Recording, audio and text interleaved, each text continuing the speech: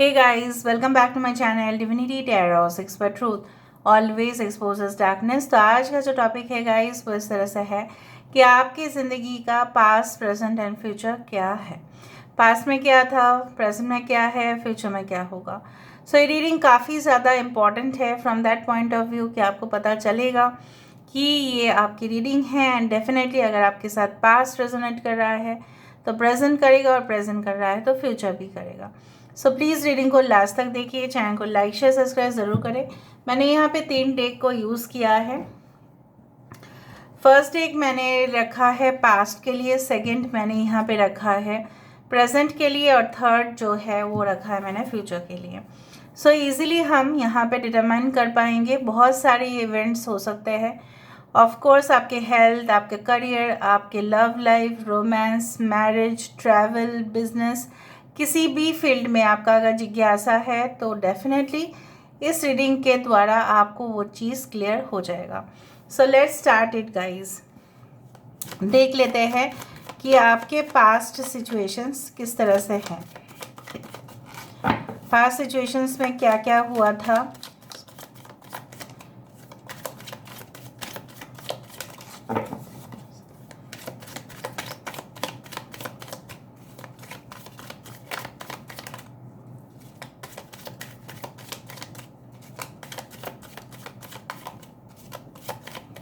Okay, so first card हमारे पास है 7 of pentacles, 2 of swords, we do have the magician, hanged man, ace of pentacles, 6 of pentacles, bottom of the deck 5 of cups। Okay, present situation भी देख लेते हैं फिर हम start करेंगे।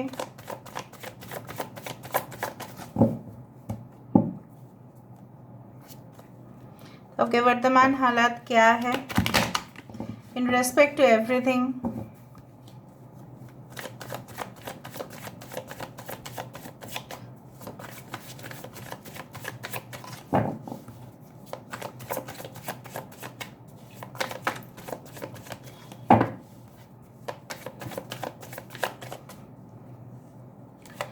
Okay, so we do have the 2 of Athens. Okay, the lady and the lord, the high priest, the Siddhi, 10 of wands, page of pentacles, bottom of the deck 9 of wands and the horn god। Okay, यहाँ पे sign सब कुछ है, fire sign, water sign, air sign सब है यहाँ पे। Important है Gemini, Sagittarius, Taurus. Okay, past में क्या था ये हम बता देते हैं। देखो, पास्ट में आपने काफ़ी ज़्यादा मेहनत किया हुआ है, बहुत ज़्यादा हार्ड वर्क, बहुत ज़्यादा समय कुछ चीज़ में इन्वेस्ट करना और उसका रिजल्ट भी आपको मिला था, नो डाउट। ठीक है, कुछ लोगों के लिए मिला है आपको एंड फिर आपकी कॉन्फिडेंस बहुत बढ़ा, आपको कोई कन्फ्यूजन नहीं रहा। पहले आपको बहुत ज़्यादा कन्फ्यूजन था कि मेरा जो भी प्रोजेक्ट है, मेरा जो भी काम है, क्या मैं सक्सेसफुल हो पाऊँगा, क्या मैं सक्सेसफुल हो पाऊँगी, इसमें आपका काफ़ी दुविधा था। इवन आपके रिलेशनशिप में भी मैं देख पा रही हूँ, you were totally confused, you waited for a person, लेकिन उसका टैक्टिक्स या उसका जो मैं क्या बोल सकता हूँ, उसका जो एक राइट मतलब आपको परसेप्शन जो है वो क्लियर नहीं था।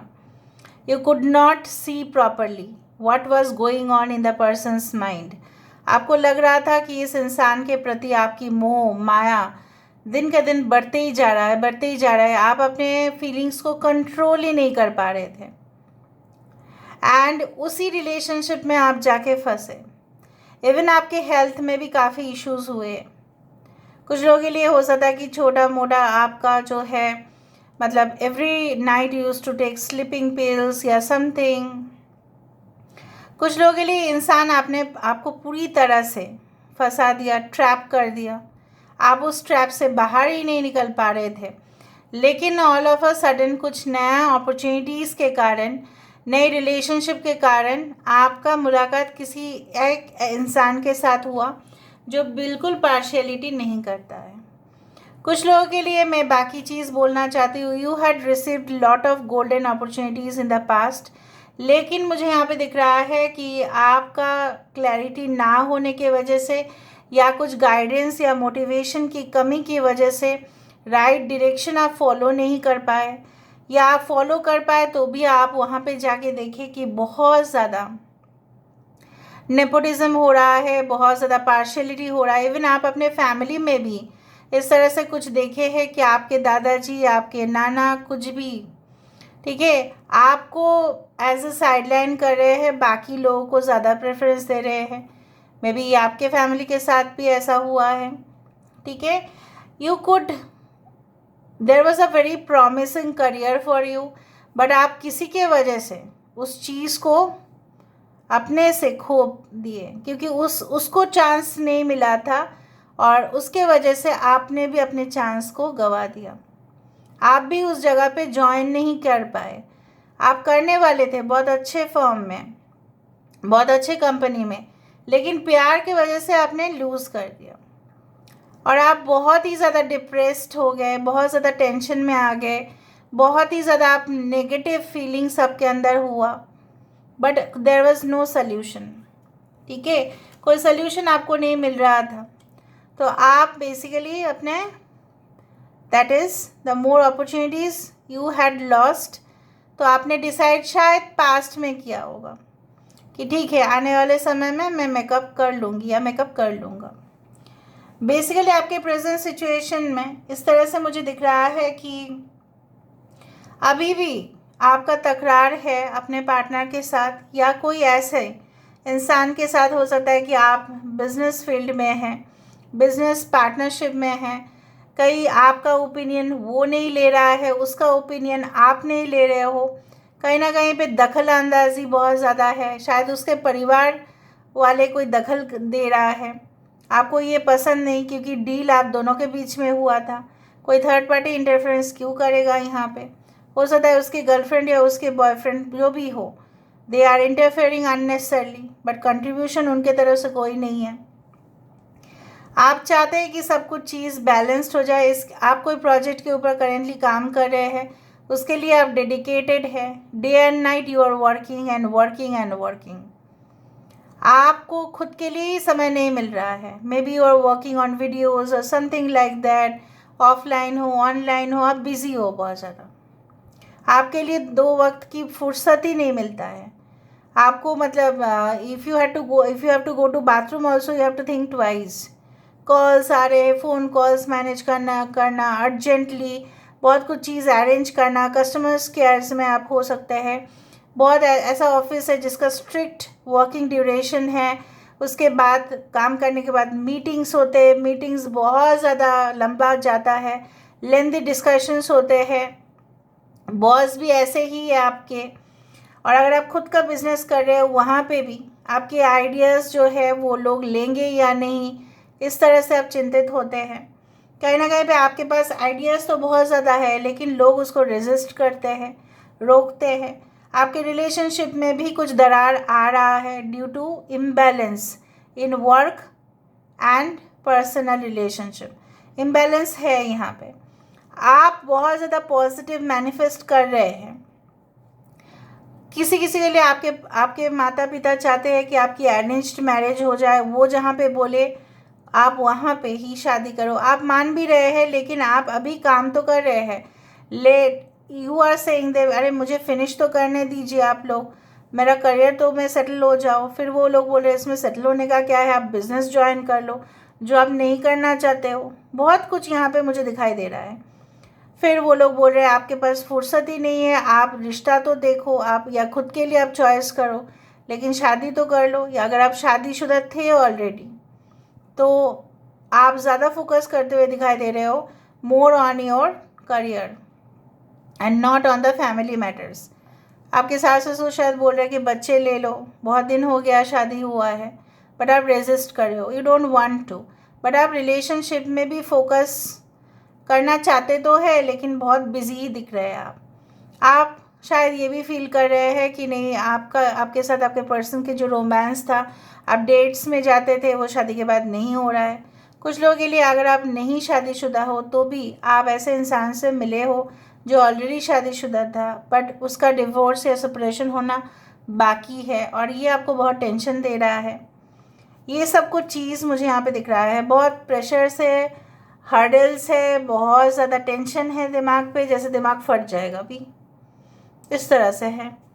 Okay, but you are not, बहुत सारे फोर्सेस कोशिश कर रहे हैं आपको, आप मतलब बहुत ज़्यादा हिडन एनिमीज़ है, लेकिन आप क्विट नहीं करेंगे, उस तरह से भी मुझे दिख रहा है। You are not ready to quit, क्योंकि उस पोजीशन के लिए आप ही सुटेबल है और आपको ही वो मिलेगा, आपको ऐसा लगता है, and you are also working for it. आपके फ्यूचर में क्या दिखाई दे रहा है, लेट मी सी, फ्यूचर में क्या है आपके लिए।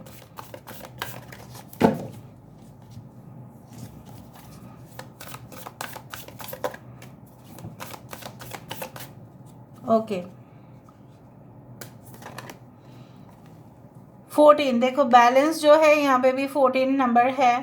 14 is very important. 6 9 okay 10 2 7 12 is very important. Initiation and the count Saint German. So of course everything is going to come to balance. सब कुछ सही हो जाएगा। Okay, congratulations. Wow, archangel Michael, यहाँ पे सब कुछ चीज़ एक अंदरूनी आपको एहसास होगा कि क्या गलत होगा, क्या सही है, क्या वो सही करना है।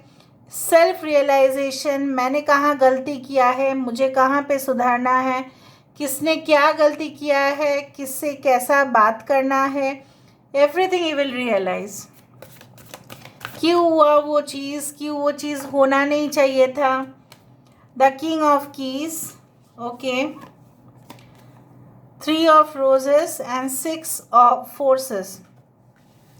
ऑफ कोर्स आप अपने लक्ष्य में पहुंचते हुए दिखाई दे रहे हो, थोड़ी दूर अभी भी बाकी है, but you have all the problems to the, if you have all the solutions to the problems.